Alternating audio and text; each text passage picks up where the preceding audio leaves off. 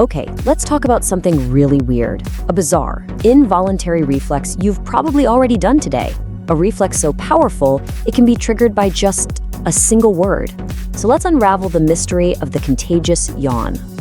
You know exactly how it happens, right?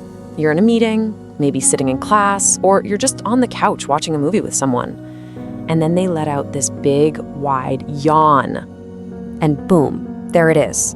Suddenly, this unstoppable wave just builds up inside you. It's a reflex you literally can't fight.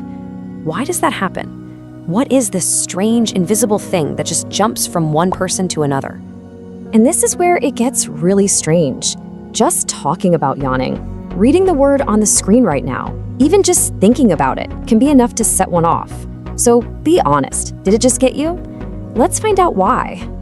Okay, first things first. We have to bust a huge myth. Most of us think we know the simple answer for why we yawn, but trust me, the truth is way more fascinating.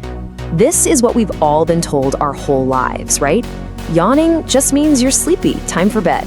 And yeah, it's true, we definitely yawn when we're tired. But that is only a tiny, tiny piece of a much bigger puzzle. I mean, think about it. You yawn when you're bored out of your mind in a lecture. You yawn when you're super stressed before a big presentation.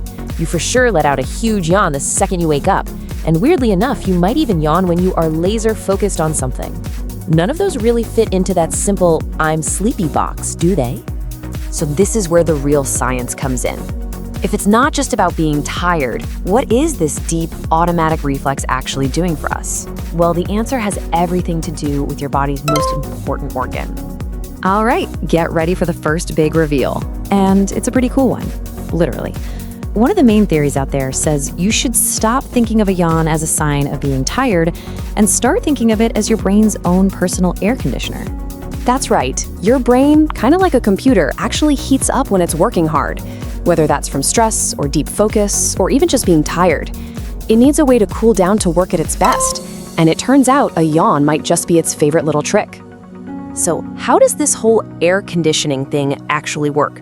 Well, it's this brilliant little 3-step process. First, that giant deep inhale, it pulls in cool air from outside. Second, that big stretch of your jaw muscles actually forces more blood to flow to your brain. This allows the cooler blood to circulate, pull the heat away, and then you expel all that excess heat with the final slow exhale. It's literally a biological refresh button for your brain. So, we've got a fantastic reason for why we yawn all by ourselves. It's a brain-cooling, alertness-boosting move. But that only solves half the mystery. It doesn't explain the really weird part. Why on earth does seeing someone else yawn make us do it too? Why does it spread like wildfire? And that brings us to the most captivating part of this whole story: contagious yawning. This has nothing to do with your brain temperature. No, this is all about psychology, connection, and a very special type of brain cell. So let's talk about something called mirror neurons. These things are incredible. They're brain cells that fire when you, for example, pick up a cup of coffee. But here's the crazy part. They also fire when you just watch someone else do the exact same thing. Your brain literally simulates their action. And this whole system is believed to be the foundation for how we understand each other, how we learn, and, this is the key, how we feel empathy. So what does that have to do with yawning? Well, here's the mind-blowing part. Scientists now believe that catching a yawn from someone has nothing to do with being tired together. It's a subconscious act of empathy. It's your mirror neurons firing away, creating this tiny unconscious moment of connection.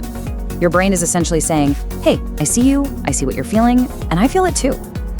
And we've actually got the data to back this up. It's fascinating.